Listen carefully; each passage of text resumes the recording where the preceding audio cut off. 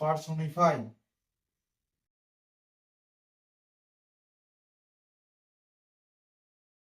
For example, ধরো সেটা masculine gender থেকেও আসতে পারে অথবা ফেমিনাইন জেন্ডার থেকেও আসতে পারে। ধরো মাস্কুলাইন জেন্ডার থেকে কিরকম ধরনের আসতে পারে, যেমন ধরো আমি বলছি the sun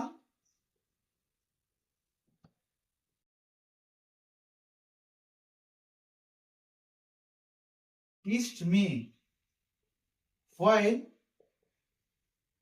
I was walking on the road. আমি যখন রাস্তা দিয়ে হেঁটে হেঁটে যাচ্ছিলাম তখন তখন সূর্য যেন মনে হলো আমাকে কিস করলো।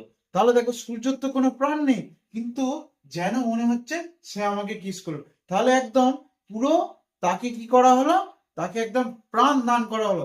এইগুলো সাধারণত কবিতাতে ব্যবহার করা হয়। আবার ধরো আবার একটা এক্সাম্পল দিলাম, এটা বুঝলাম।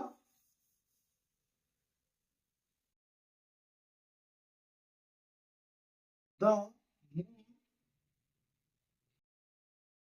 hides herself behind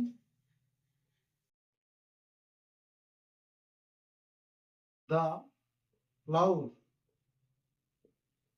দেখো চাঁদ নিজেকে লুকিয়ে নিল কিসের, মেঘের আড়ালে। তাহলে এখানে দেখো চাঁদকে আবার ফেমিনাইন হিসেবে উল্লেখ করা হচ্ছে।